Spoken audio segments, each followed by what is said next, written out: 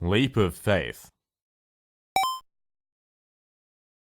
Hey guys, Culture here. Today, for once, I have a tale of success from my personal escapades. I know. You can stop applauding and wiping the tears from your eyes saying, by gum, he did it, he really did it. I usually avoid stories of success because, quite frankly, they're far less funny than when I fall flat on my face. But in this particular case, it was exactly my ability to awkwardly stumble through a new social situation that apparently gave me some measure of charm. I call this story Leap of Faith. I can't remember exactly when the thought first entered my head, but for the longest time I've had a passing interest in improv-comedy. Somewhere between Whose Line Is It Anyway? Look at the size of my dick. And watching YouTube videos of the Upright Citizens Brigade, Second City, and Groundlings, I decided that it'd be fun to give improv a go. I never had any friends that were interested in it though, at least not enough to actually give it a shot, and the notion of attending a class by myself gave me preemptive stage fright. Recently, however, I gathered up the confidence to try my hand at improv, and attended a class in the city. The improv class was situated down a narrow alley up a flight of stairs marked by a sign that also boasted of the rooftop bar situated in the same building. I knew where I was headed afterwards if the performance turned horribly wrong.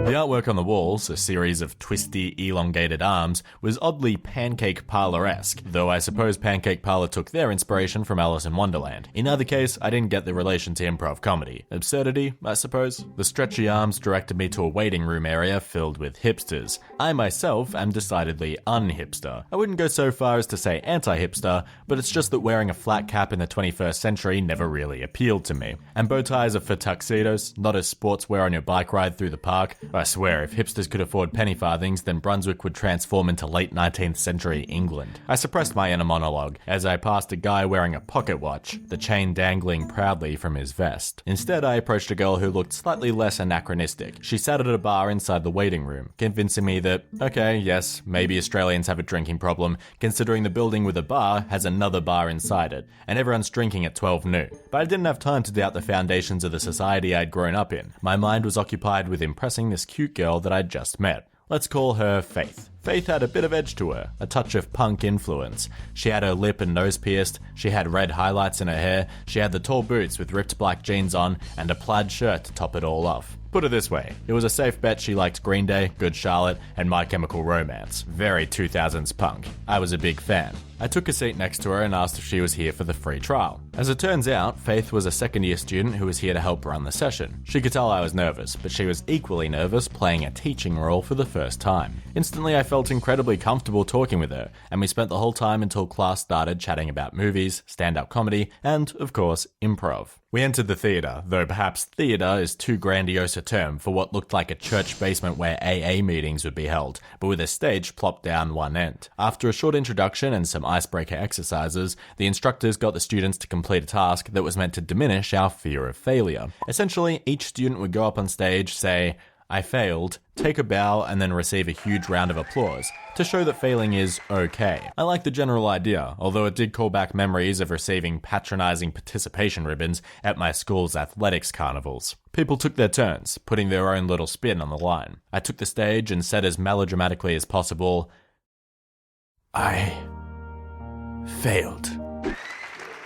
As I stood up from my bow and the class applauded, Faith let out a loud whistle of encouragement, getting a laugh from the group. The class continued on and we ran through some basic improv exercises, all with a focus on basic scene building, open-minded reactions, and of course the cornerstone of all improv, yes and. Luckily, I was put in a group with Faith, giving us more opportunities to make each other laugh. One scenario in particular sticks out in my mind, in which Faith played a teacher for German class and the rest of us were students. Faith was given a prop, a wooden 1-meter ruler, and every time she smacked someone's desk, they would have to say a German word on the spot, mid-scene. Of course, we ran out of German words pretty quickly, resulting in some fantastic new additions to the German dictionary spawned from sheer terror.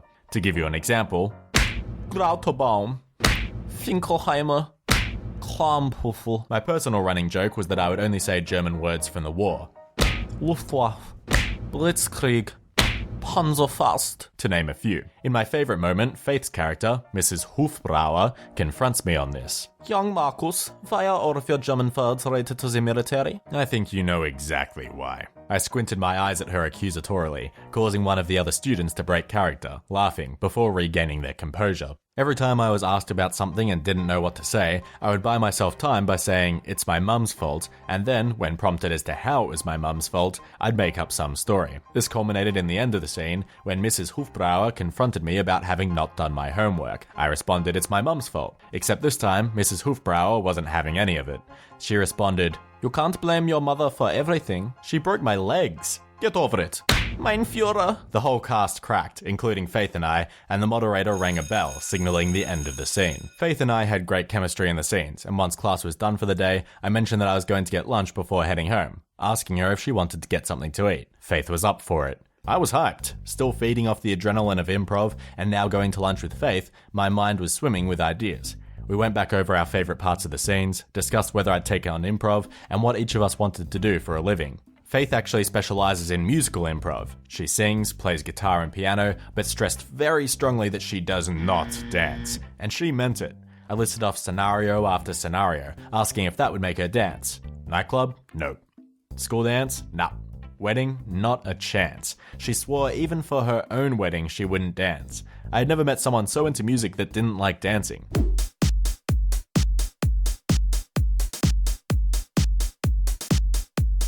Faith said if it was a concert or something, she'd rock back and forth to the music, but that's not really dancing. I could only picture her dancing like the teenagers at the Smashing Pumpkins concert in The Simpsons.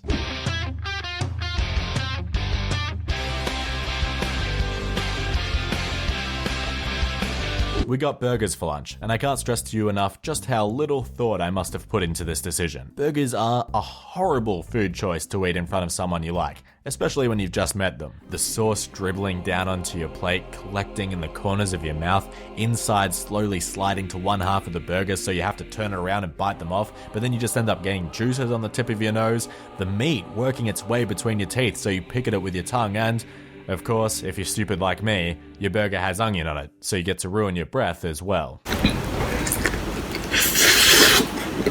Any one of these thoughts may have put me on edge, made me feel a little bit insecure or put myself in my own head. But Faith did something perfect when our meal arrived. She grabbed her burger, shoved it into her face, and let the sauce drip. She didn't try to avoid it, she didn't try to lick it up quickly, and she didn't try to wipe it away with a serviette or apologize. She just enjoyed the burger. That's the moral I learnt from Faith, that I still remember. Let the sauce drip. In saying that, she didn't talk with her mouth full either. That would just be gross. You listening to this, Crash? Culture? Am I a gay? Help?